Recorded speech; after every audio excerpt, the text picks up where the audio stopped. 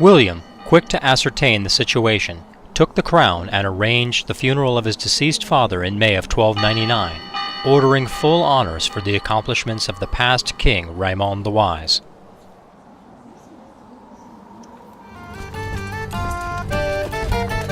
Raymond II assumed the kingship of Aquitaine, Sicily, and Jerusalem in 1264, then after arranging the kingdom's affairs, continued to prosecute war against France for Rouen. After crushing the remnants of the French host before the gates of Paris, he was awarded that county by Queen Marie of France. In October 1265, the Emperor Sebastianus Ducas declared war on Raymond for the county of Foggia, a de jure holding of Byzantium. Within months, Raymond landed men-at-arms from Jerusalem on Cyprus, where they unwittingly did battle against an enemy of Byzantium, losing when a Byzantine host arrived, then evacuating to Sicily, where they won Aquitaine's first victory in Catanzaro in May 1266. The host of Aquitaine, now 46,000 strong, marched north to Salerno, where it was augmented by other levies until it swelled to nearly twice that size, and then marched north, giving battle in Apulia in August 1266. Aquitaine swept the field at Cannae in September 1266, then after settling affairs in Foggia, invaded Byzantium, compelling the emperor to pay war reparations in April 1267. Hearing that his vassals in Aquitaine and Outremer were restive, Raymond sent his tired levies there to await the inevitable rebellion, which erupted in the summer of 1267. Raymond was wounded in battle but was able to direct the submission of his rebel lords from his tent, and even saw to the marriage of his brother, Irae, to the Duchess of Bohemia, before bringing his wayward vassals to heel in April 1268, imprisoning several dukes and counts and extracting rich ransoms from them. Still wounded, he walked the aisle with Duchess Adelheid of Ferrara, not admiring her as a person so much as an investment in 5 counties in northern Italy. Raymond finally healed of his grievous wound in the summer of 1269, earning a reputation as a tough lord in battle and one not easily to succumb to death. Finally fit again for combat, he declared a grand tournament, sending word from Brittany to Carac inviting men-at-arms to compete à Plaisance. His cousin, Carlos de Poitou, was maimed during the proceedings, which were won by a low-born fellow of no martial account named Adalbert, a masterful schemer and paranoiac. Suspicious of the outcome of the tournament, but powerless to find satisfaction, Raymond turned instead to Abruzzium, where he sent his chancellor to forge claims on the counties of Spoleto. He intends to join Sicily and Aquitaine by land, and this is the first step in a campaign that will define his reign. The 1270s started out peacefully enough. In 1273, Raymond II undertook to divide his retinue so as to have force on hand to quell rebellion in Sicily and Outremer, relying on native levies in Old Aquitaine. Later that same year, Raymond gave up lies and decided on the policy of truth, becoming a spotless man at the young age of 25. About this time, Raymond received reports that the Holy Roman Empire was at war, with Kaiserin Frederica I likely to lose to Duke Siegfried the Old. Also that the jihad for Egypt against Pisa had failed.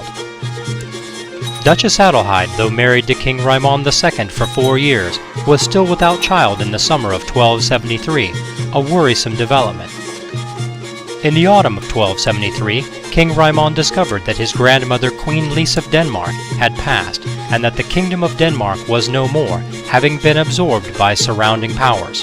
His father's schemes and plots had, through the vagaries of war, come to naught.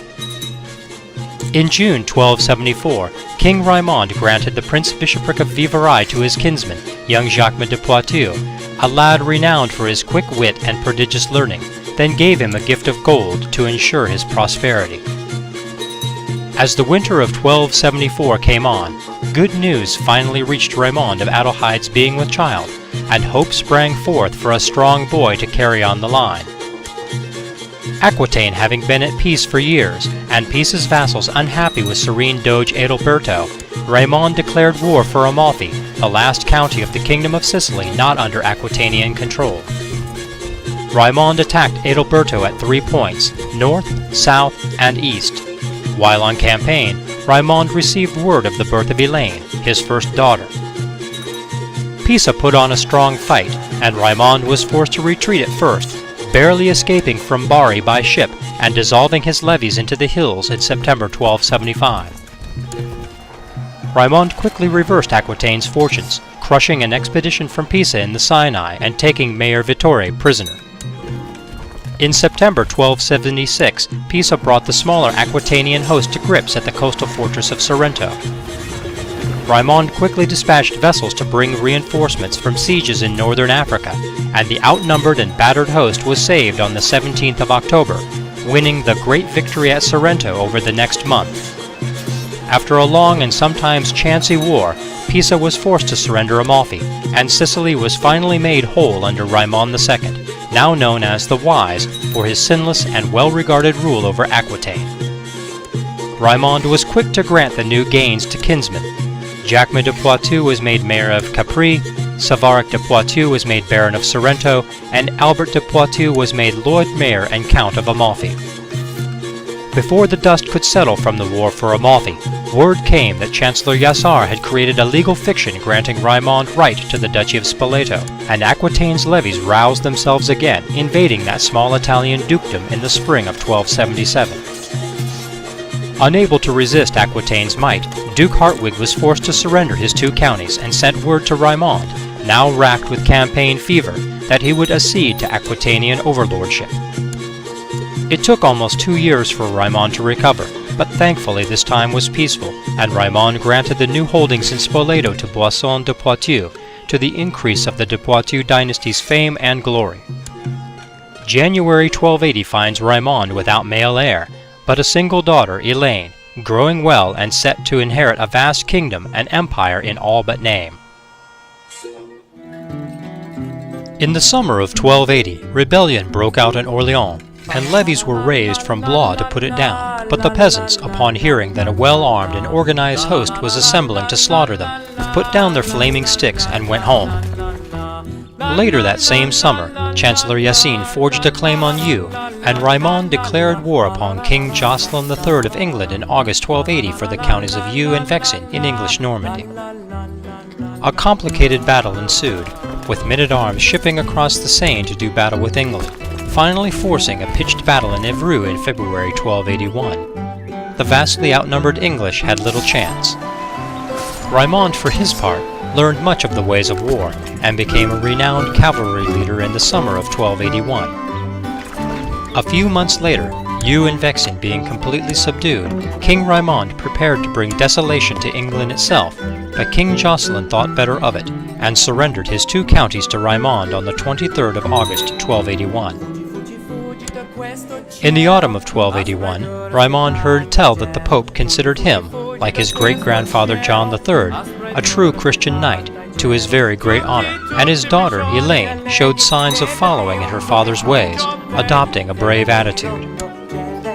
Meanwhile, Occitan culture made headway in Aquitanian Sicily, with 3 counties of the formerly Berber island of Sicily adopting Occitan ways, and 2 counties in Italy doing so. In March 1286, a second daughter, Eleanor, was born to Adelheid, furrowing Raimond's brow even though she was in all ways a fine girl and free of blemish, while Elaine continued to blossom as a skilled twister of the truth, adopting deceit when prompted by her father. But unfortunately, Elaine began to show signs of twisted cruelty unabated by Raimond's urgings toward kindness. Raimond's mother, Ermengarde Tacarin, perished in February 1288, having lived a long and full life. The shaper of Aquitaine's future, she was finally free of the depression that had hounded her for decades. In the summer of 1289, Raimond hesitated for a moment, considering whether to pursue a dalliance with a low-born courtier, Philomena, but increasingly desperate for a son, decided to go into her bedchamber. Love quickly blossomed between king and low-born lady, but Raimond thought himself possibly the target of his wife's jealous rage in September 1289, when Prince Eudes was killed by an infidel assassin. In April 1290, a miracle of sorts occurred, and Philomena brought into the world the son that Queen Adelheid had failed to produce. Not only that, the brightness of young Uilliam was apparent to all, and Raimond quickly moved to recognize him as a legitimate son, shocking his wife and courtiers but delighting his lover and solving his inheritance problems, or so he thought. Adelheid, perhaps sensing the competition his lover had raised, announced her pregnancy immediately after. May 1290 finds King Raimond the Wise faced with a complicated family situation. His son, Prince Uilliam, though legitimized by law, is still not the rightful heir of Aquitaine. Elaine, his brave, deceitful, and cruel daughter and rightful heir to Aquitaine and Ferrara, may choose to take matters into her own hands. And what of Adelheid, doubtless enraged by Raimond's infidelity and shocking expediency?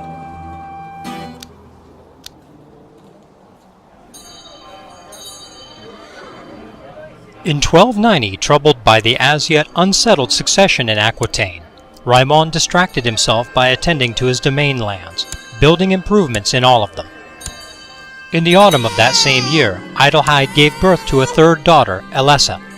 Raimond, busy with other matters, was not aware that this birth made Uilliam his sole heir and disinherited Eleanor and Elaine, who became recognized as a brilliant strategist like her father upon her majority in the summer of 1291, though she had glaring weaknesses in diplomacy and theological learning. Elaine was betrothed to Ansel, the Duke of Ultra-Jourdain, in an effort to bring that duchy under the de Poitou dynasty. In 1292, Europe roused itself on the call of Pope Constantine III for a second crusade for Hungary. Raimond, having heard stirring tales of battles that had won Jerusalem and Sicily for Aquitaine, raised his entire levy and began moving them toward Hungary. For better or worse, he chose to march his hosts overland rather than the more difficult-to-administer sea route, and they arrived in Esztergom in May 1293, winning a victory at Ogyala and capturing Chief Belgutai. The Mongols were quick to respond, crushing a host of Aquitaine at Comorom the same month, and another at Sarbogard in August. By January 1294, Aquitaine's 32,000 remaining men-at-arms fled before the might of Kagan Chilagun, but were surrounded by a cloud of horse archers at the field of Sarbogard on the 11th, and killed to a man after 10 days of horrible siege. Defeated, Raimond set to work reconstituting the retinue of Aquitaine around a corps of mounted men-at-arms 8,000 strong. In 1295, King Raimond recognized his son Uilliam as his rightful heir, who, at the age of 5, was already Raimond's equal in theological matters and a superior diplomat, wise beyond his tender years. That notwithstanding, Raimond undertook to teach him the ways of kingship, hoping to continue the line of wise Aquitanian kings unabated. Uilliam quickly established himself as an unabashed daredevil, which Raimond felt compelled to accept as the child's nature, encouraging honesty in the young genius. In June 1297, news reached the now sun-besotted king of Aquitaine that Hungary had been lost a second time, but he paid it little notice, hoping to forget his failures there and busy with a small rebellion in Mortagne. Uilliam continued to grow, developing a reputation for charity which would serve him well as king.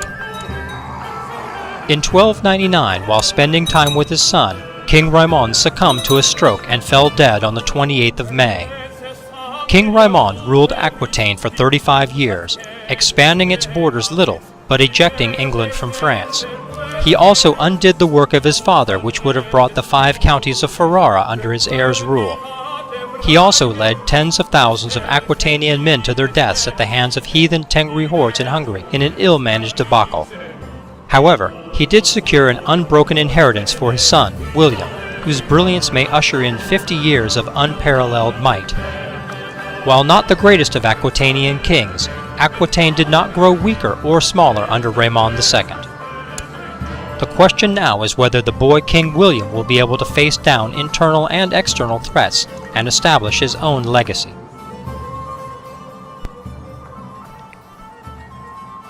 Alright, so let's look at vassals, yes. So, very unhappy. Largely because ambitious, desires the Duchy of Galilee, high crown authority, and not ambitious, so not nearly as bad. So let's begin to work with him. And that's okay. What about him? Make you master of the hunt. And it's a lot of money, too much money in fact. So we will skip that.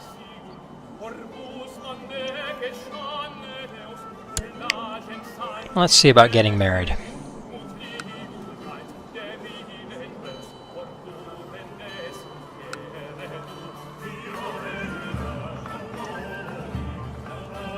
We'll start from the youngest and begin to move forward and see which ones present themselves.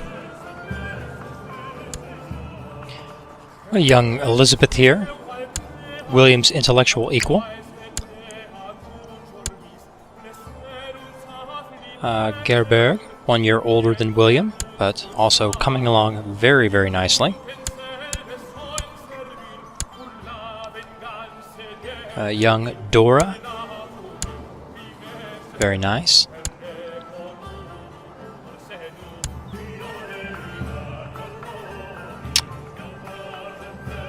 Young Theodosia, a Greek Orthodox, but very strong in several traits, even at a young age. And Matilda, also William's intellectual equal. Now let's look at them by rank, the ladies of rank. None of them very impressive, though their titles are a nice benefit.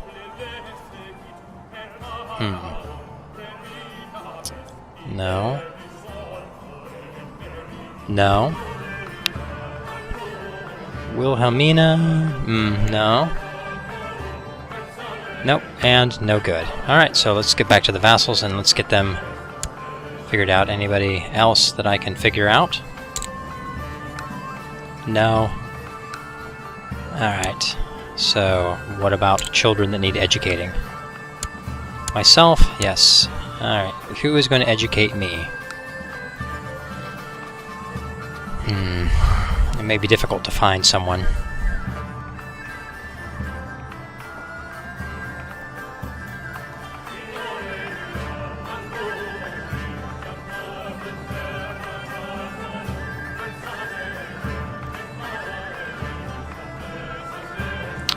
He may be the best of the bunch.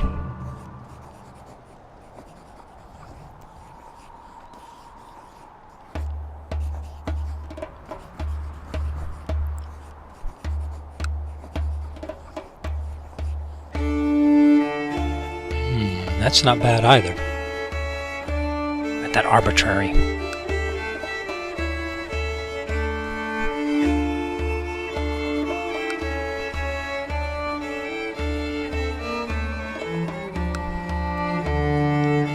Craven.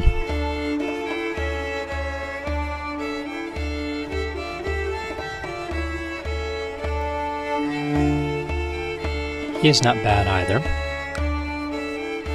Not great, but not bad.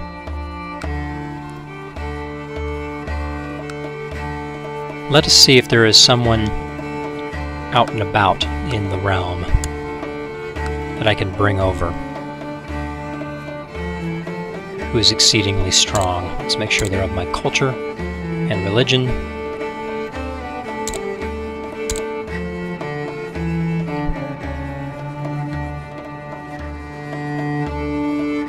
This fellow is quite good.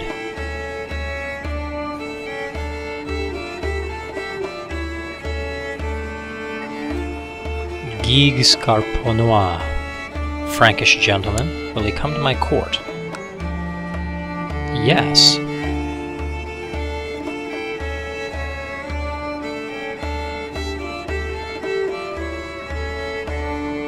Let's do so.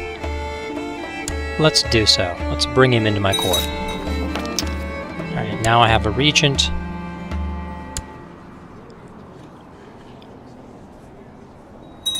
Is there anyone else? Let's leave it alone for now. And what about these vassals? Can I affect them somewhat better now? Oh yes. Much better now. That's a lot. Well, that is still a lot, but at least the gains that I'm obtaining are somewhat better. And Aquitaine's coffers are not dry, so better to get the vassal opinion squared away quickly before factions begin to form.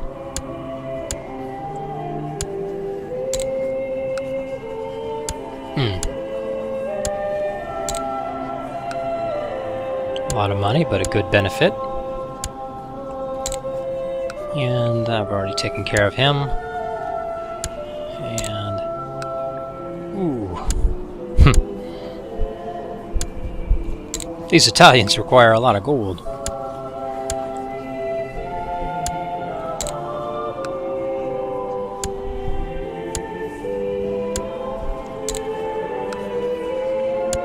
These others, not so much. It's quite good. Oh! Well, still. That's about as expensive a situation as I'll ever let myself get into.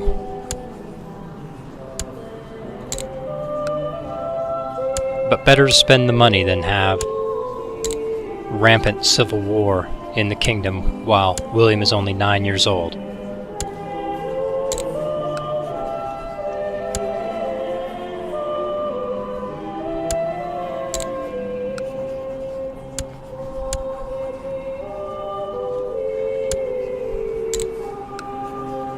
As you can see, William is investing a huge amount of money in vassal opinion. And though it is quite costly, it is certainly better to do that than to have divisive war and the danger of the entire kingdom coming apart. Although we're coming close to the end of what gold can accomplish.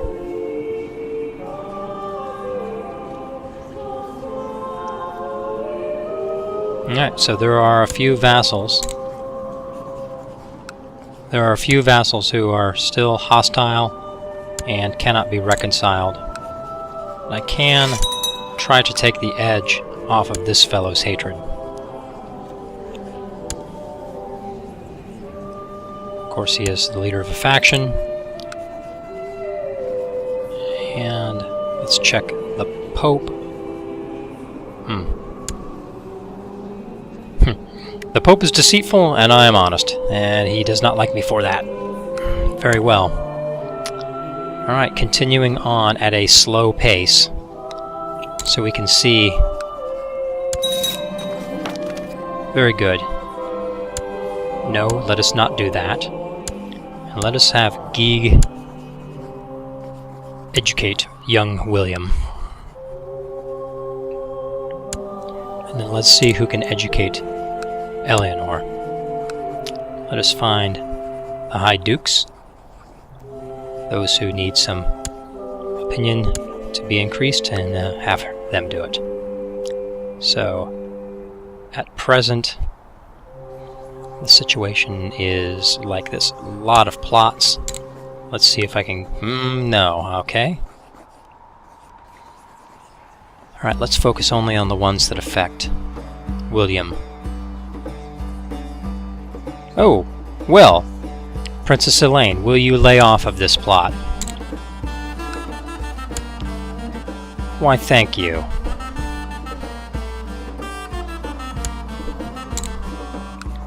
Of course, that does not mean that she will not simply begin plotting again. Duke Tancred, will you stop this? Thank you. She could begin the plot to kill William again immediately after saying that she will stop it. It's merely that she got caught. Now, I should like to avoid raising a different sort of levy than is the main sort of levy, the heavy knight, heavy cavalry retinue. And we're still working on getting the legalism, which I think will be good, because pretty soon young William will have a -20 from his vassals for his domain being too large. But I can reduce that to -10, and then when he is married, or if his stewardship increases, then that will be good. So let's try and get a couple more of these plots to end. Yes, very good, sister.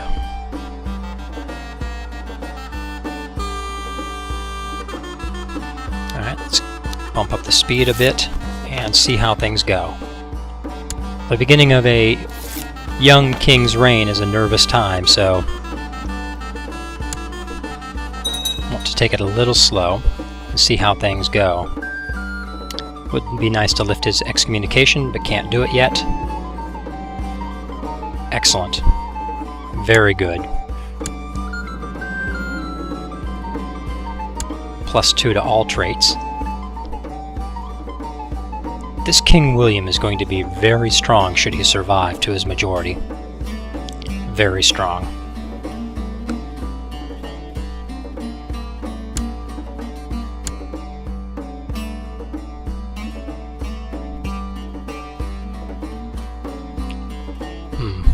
There's a lot going on here. A lot going on.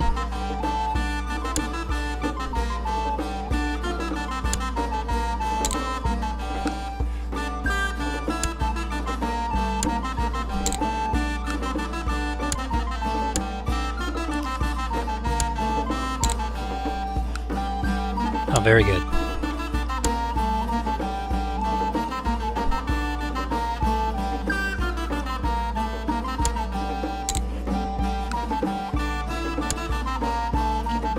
A lot of gold has gone out.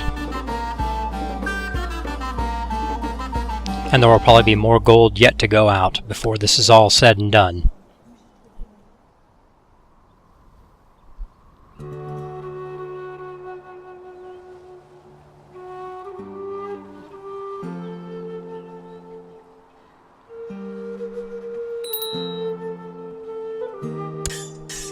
Ah, very good. Let's increase that. Perfect. Now that is as high as I'd like to increase it before I become an emperor.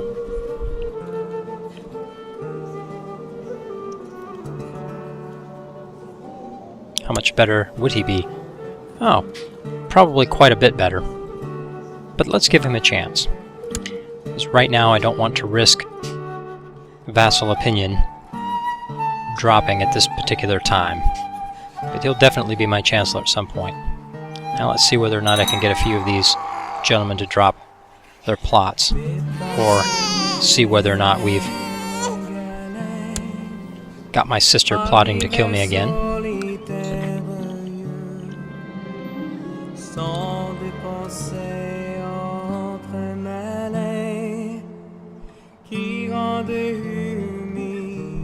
Well, I don't want to become a rival with anyone. Let us wreak havoc together, young lady.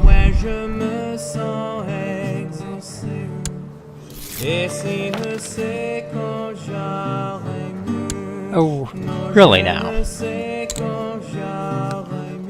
Please end that plot. I should like very much for young William to live.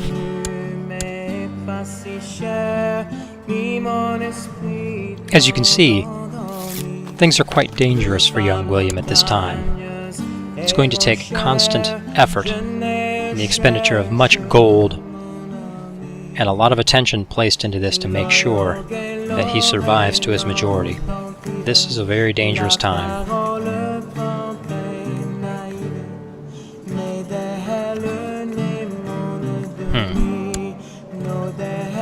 Cannot dismiss him, which means I cannot get a better regent. I cannot make him like me more, and so I cannot get more protection from my spy master.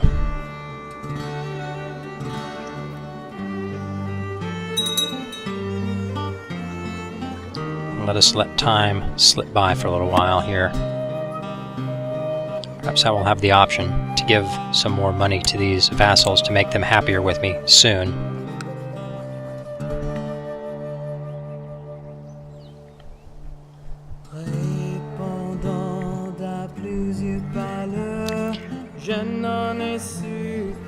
Factions seem to be on the rise in Aquitaine, though. Let's see what we can do. Nothing and nothing. And what about him? Nothing, but I can offer him a bit of gold. And what about him? And nothing.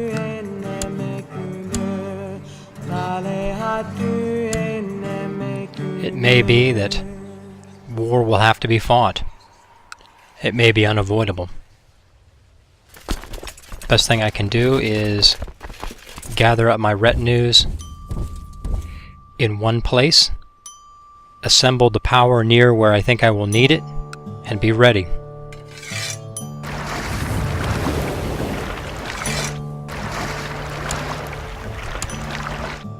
Let us not be entirely foolish like William's father, walking all the way from Jerusalem.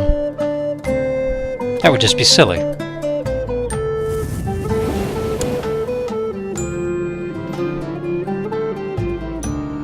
Philomena, just take the vows. You've done enough. Quite enough. Duke Raymond Berenguer. Very nice.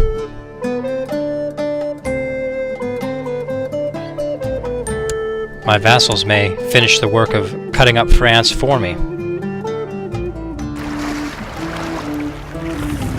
Let's go ahead and get you on boats too. Let's not wait. But let's be prudent and speedy about this.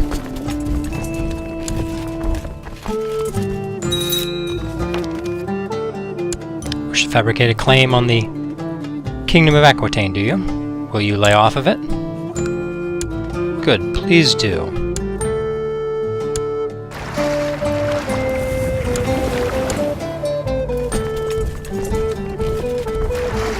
Now, with all of these retinues gathered in one place and exceedingly strong. Oh! Well, very interesting. It appears that young Uilliam has found a couple of friends in the Scarponois family, the son and daughter of his mentor and tutor. I still cannot lift his excommunication. That is frustrating.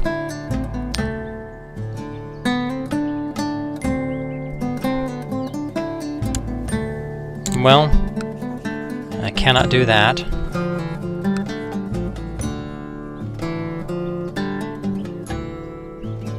No change there, no change there.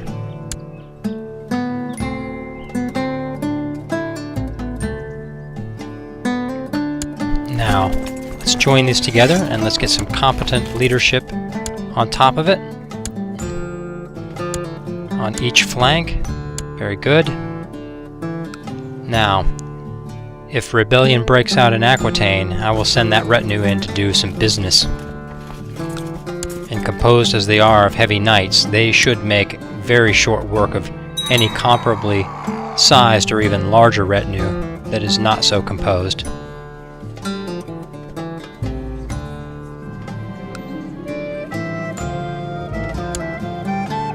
Young Dora coming along nicely.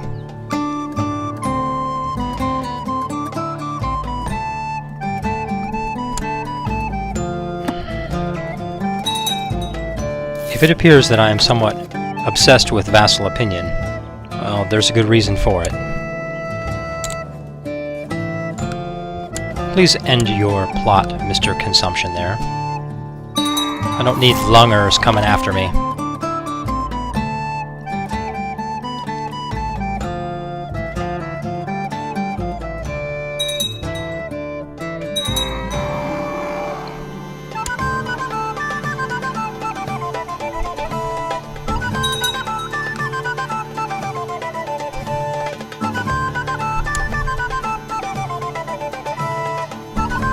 Princess Elaine, heir to the Duchy of Ferrara, married to that gentleman, son, the Duke of Ultra-Jourdain, the The Duke of Ultradrodaine will become a very powerful individual once he's got Ferrara and Ultradrodaine. He'll definitely be somebody to watch out for. Young Martha, not developing the best of traits, but still a genius. Now, is there nothing I can do to increase papal opinion? Cannot hold a grand tournament, but no summer fair. The time is not right for it. But I can hold a feast later on, which I will do.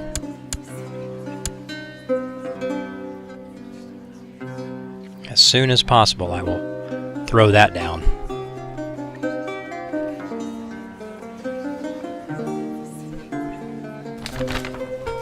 Oh, interesting. The Venetian merchant Marco Polo has finally... An account of their journey has been published as The Travels of Marco Polo, describing, among other things, the distant lands of Cathay and Manji. Readers are provided a rare glimpse of the world beyond Europe, but there are those who discount the chronicle as a fabrication. Very interesting. Alright, and all of my vassals will be there. Now, how many will not come, I wonder? Ooh, quite a bit of entertainment. And I will spend lavishly on food. As always. Do not hold a feast unless you can afford it, is my opinion.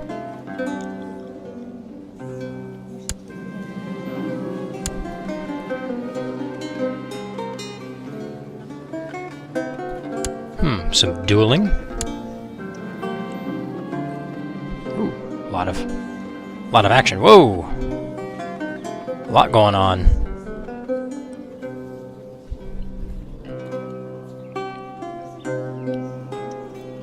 Bishop Paranudet, I believe you are going to have to spend some time in jail. A lot of puking, a lot of falling out of chairs and insulting, going back and forth. My goodness. Oh! Finally! Duchess Philippa, a bright point. Ruined by Bishop Imric. Well, not everybody had fun, but... Ooh. What is this? Well, the very first thing I must do is give him a gift of gold. There's no title I can give him, though. Very well. Oh, but my allowable domain has increased quite a bit. That is something interesting. I have 10 counties permitted, or 10 holdings permitted. So... no plots. Ah, yes, but Paranudet. Let's go ahead and release you. Obtain a nice bump to a vassal opinion by releasing you. Obtain the reputation for justice. That is what I call a successful feast right there. That changed the lay of the land considerably. And with these traits, hopefully, William will pick up yet more. But diplomacy is beginning to get out of hand. Eleanor. So what of you? What will we do? Let's marry you to... Let's see here. Who do we have? Let's betroth you... Shall I do it? Yes. I'm naughty. Naughty young boy.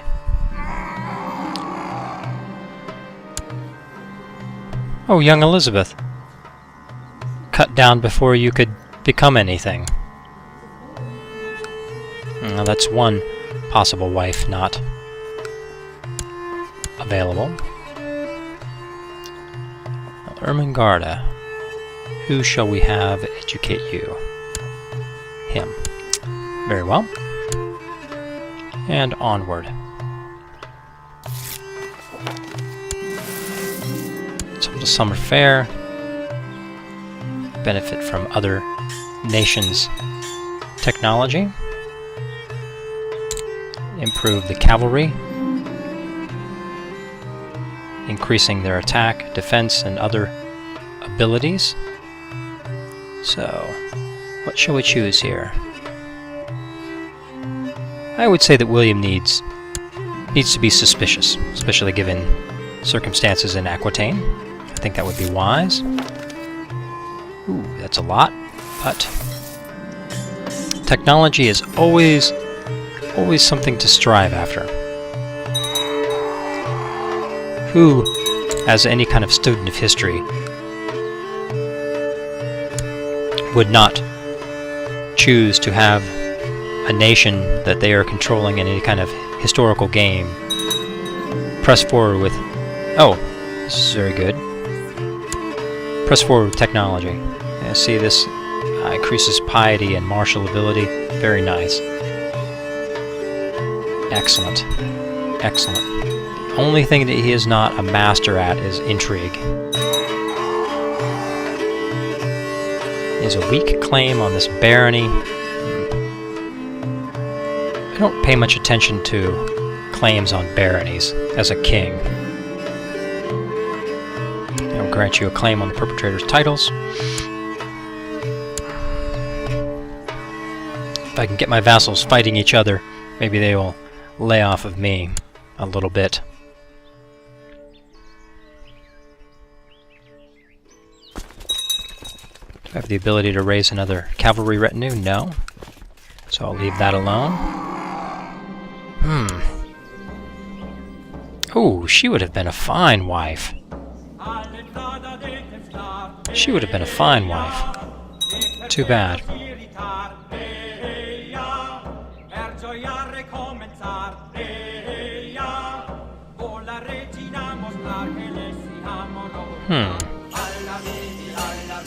Oh, great. My possessed mother has become my regent. Heh. Well, one would hope that her wisdom and experience would be helpful.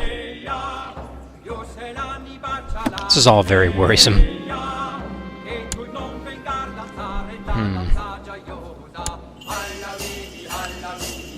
Aside from her being a genius, she is no especially excellent wife.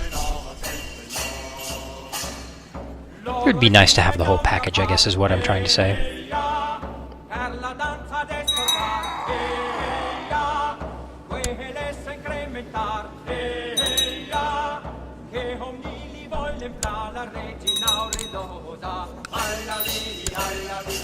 Let us send this viper a gift.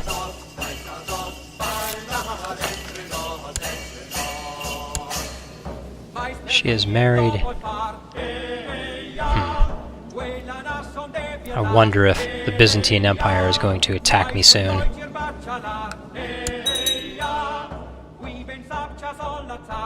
That would be just the thing, wouldn't it?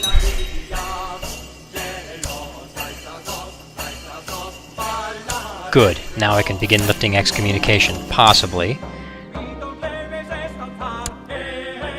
Good. That will give a very, very great increase to his opinion of William. Retract vassalage. What can I do here? He wants to become King of France. He is the Duke of Normandy, has these counties.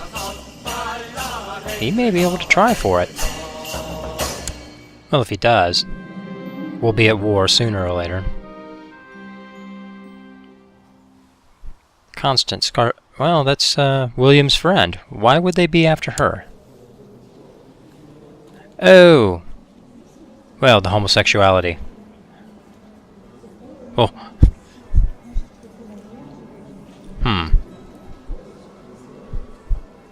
I could teach her, but I'd have to charge? Let's just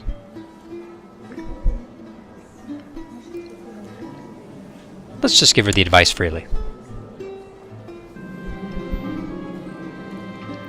young Dora Grimaldi, no longer being taught by that person. Wonder if I can get her married to somebody.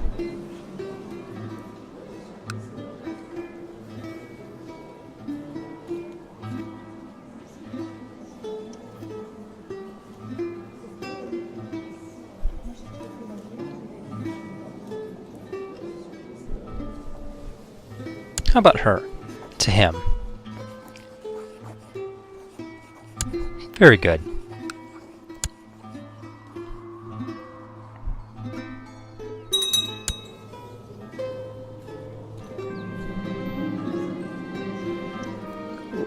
Whoa! This Hashashin issue is something very interesting. Quite dangerous. Quite dangerous. Let's have you research cultural technology in Messina. And you're there, and you're there, and you're there, and you are there. Alright, quite good enough. The Chancellor's been working in province for quite some time. And this faction just will not go away. Wonder if I can pull these. I'll leave it alone for now. Just make sure I've got the leadership in place for that retinue there. Possibly move them a little closer to where I believe the seat of battle will be, so they can get in there quicker. Possibly even in the land of one of the rebels, so that he can crush their levy the moment it is raised.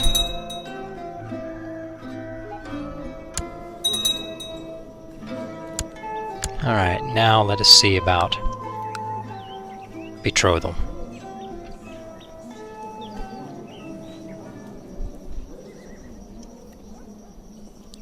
Alright. Oh! Yes, young Gerberg.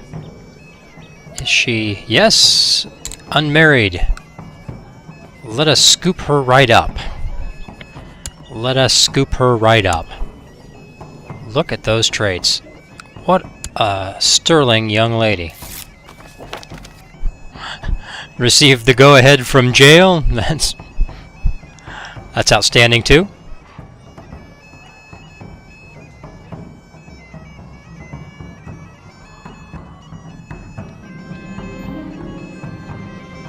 Guy will help me out. Oh. And diligent to boot, young William. Outstanding. Not a bad king at all. This is going to be a real pleasure to play, provided William survives.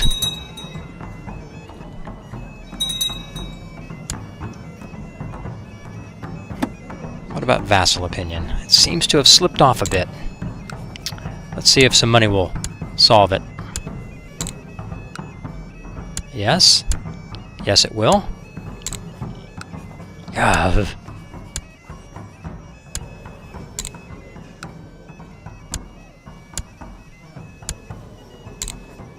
Those doges are no joke when it comes to requiring money.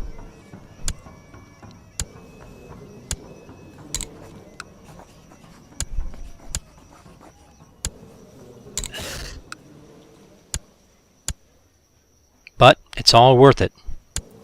It's all worth it. Survival is the highest imperative of all. And keeping these vassals happy is the surest way to keep them out of the clutches of Elaine.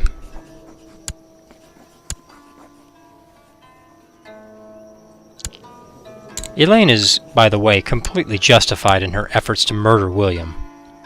She was, after all, cheated out of the kingdom of Aquitaine by a bastard, legitimized by her unfaithful father. Well, that being as it may, of course, I have an interest in seeing the young genius become king of Aquitaine and continue a nice long life, because he will bring very great benefits to Aquitaine in the years to come. Well, she did not become a paragon, but Not bad. Not bad at all. Nothing weak about that soon-to-become bride of the King of Aquitaine at all. The factions seem to be growing. Can Uilliam prevent war in Aquitaine for much longer? Probably only if he becomes king as an adult.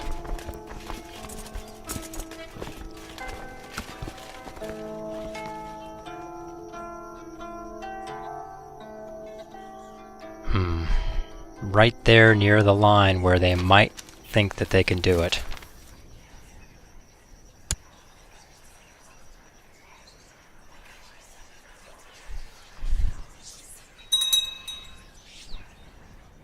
I wonder if we can... No, cannot hold another feast. Oh, yes I can.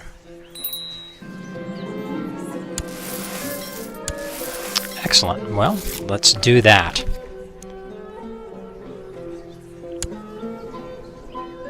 Why don't you end that plot? Although, you know what? She's trying... You know what? Do I want her to end that plot? Do I want to imprison her? Let's try that. Didn't get her. If she kills Duke Frederick of Ultrajourdain, that will end the issue of him being the Duke of Ultrajourdain and the Duke of Ferrara. Let's have Guy see to her education. She's doing a fine job with Uilliam. And of course, let's spend lavishly on food. And let's have this feast. Let's have it! Welcome to my feast. Yes, and we appear to be having the standard run of good and bad events.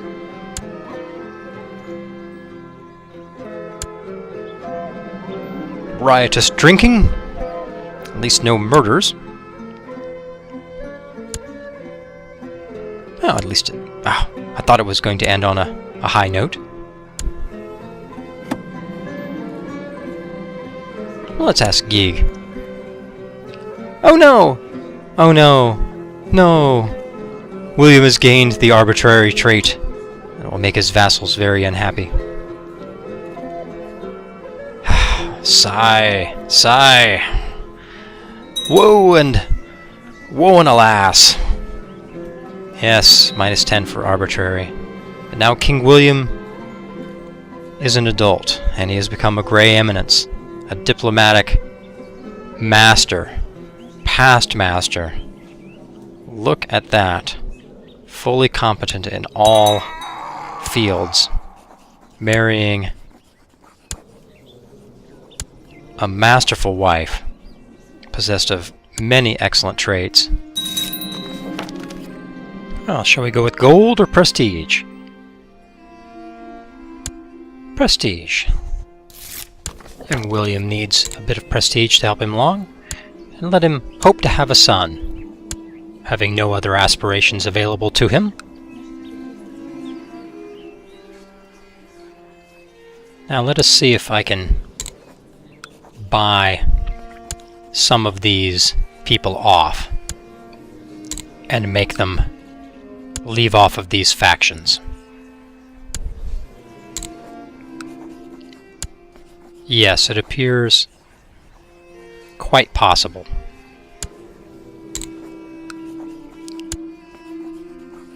Hard to imagine them continuing on. Nothing I can do with him.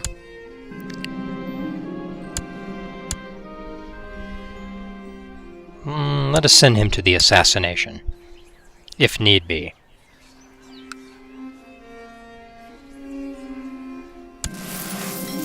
Let us hold a summer fair.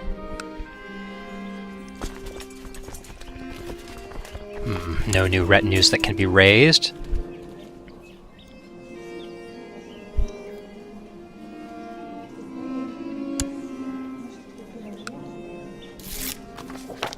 Let's reject that diplomatically.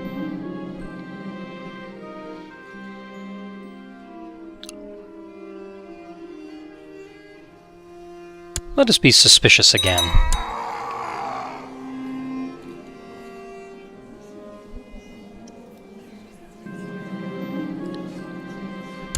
Disease.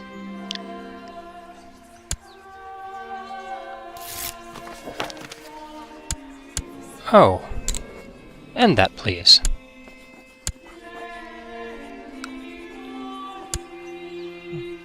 We'll go on a hunt as soon as we can.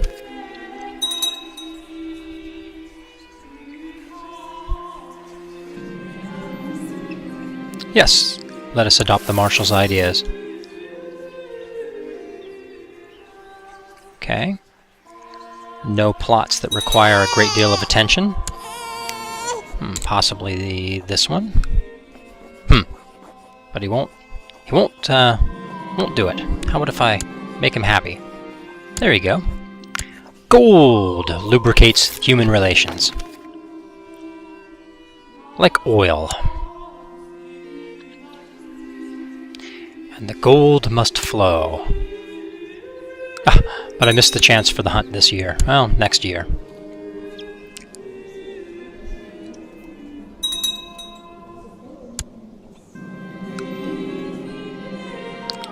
Constance. Whatever's the problem. Ah, yes, poisoning, eh?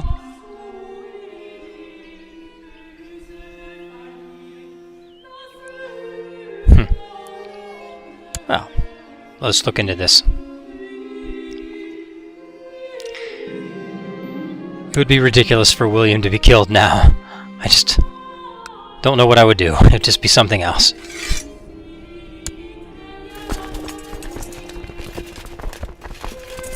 Have to wait for that levy to get a little stronger, and then send them in.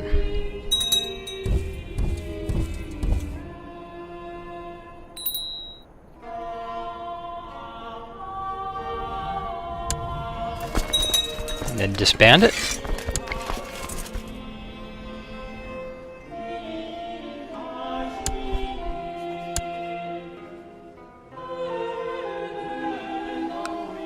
Please send that plot.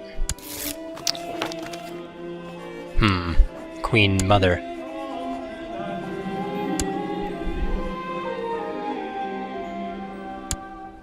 I don't care to imprison him. Oh, really? But what? What are you plotting at?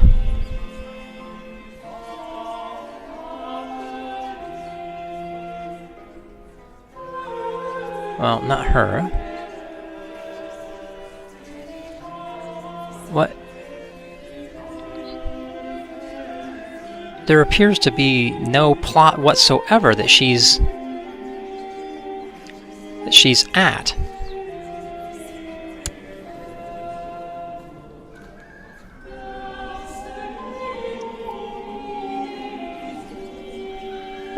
Okay, hold on for a second. This is driving me nuts.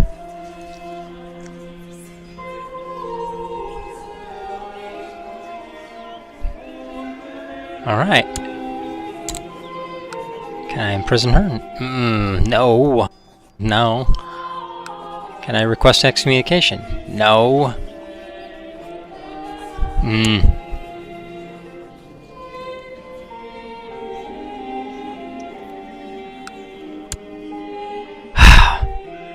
Having a crazy mother.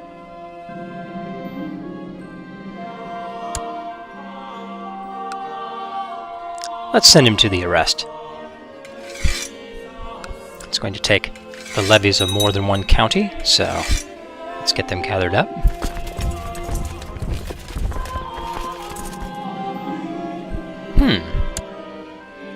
Tell me about this mythical realm of Hindustan. Oh, a eunuch, eh? No. You may keep your eunuch.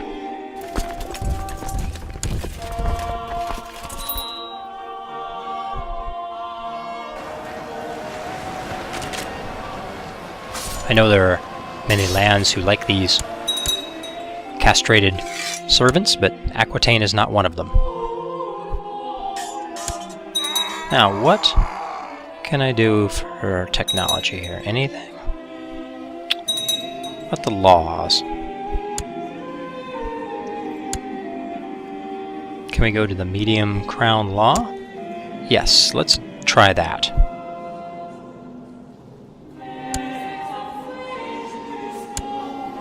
No change in Jerusalem.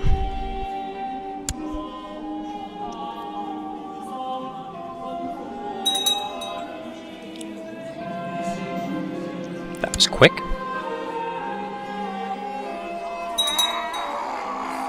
Good. It appears these factions, while somewhat numerous, are very low of power. I shouldn't be so worried about them.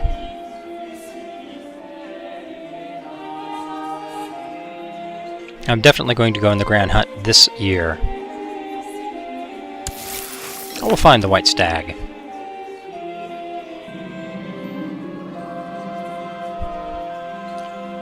Oh, what an active hunt. Well, first, let's do the big one. Okay, not maimed.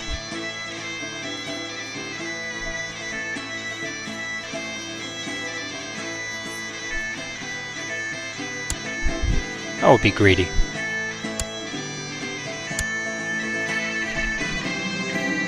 Very good. Alright, let's try this again.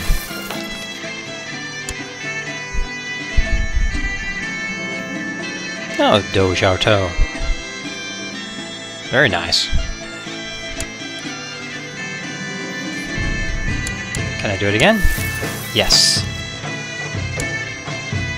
Messina's getting well ridden over. Oh, excellent. Well, young lovers.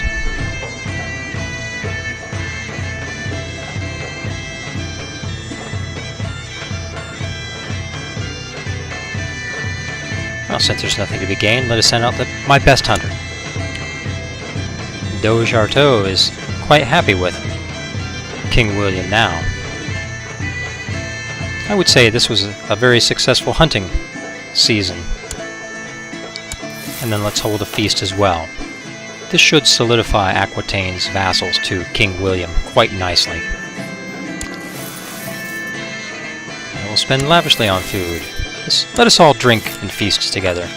Ah, Count Baudouin, Mayor Simon, Baroness Patricia, and Duke Yves, and Bishop Raymond.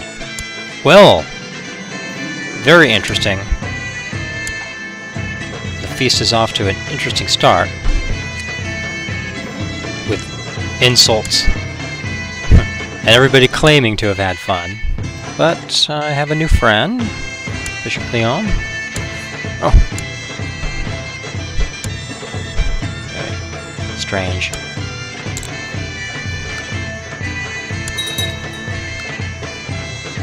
Yes. Well, it seems that everybody is at least decently happy with King Uilliam.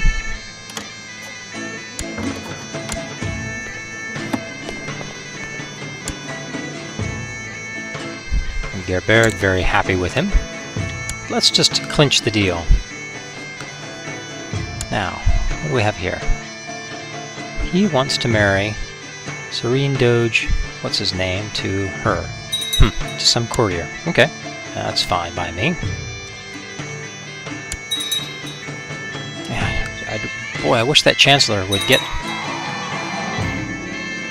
Oh, happy day. Happy day. Now, let's see if she can produce a male heir. Something that Aquitaine has had some difficulty getting in the past couple of generations.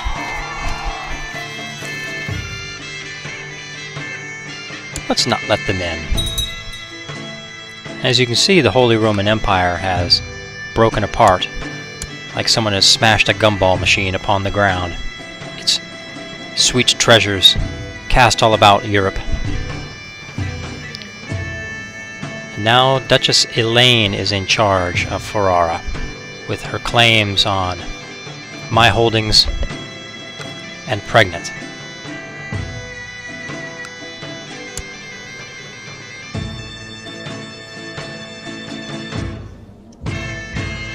She is quite capable. She has an heir. Duke Frederick of Ultra-Jourdain. Heir to the Kingdom of Jerusalem, eh?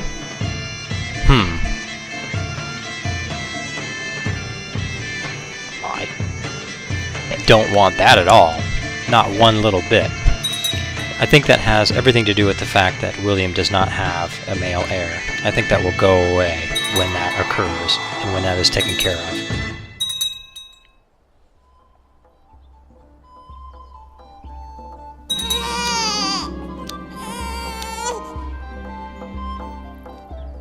And a daughter.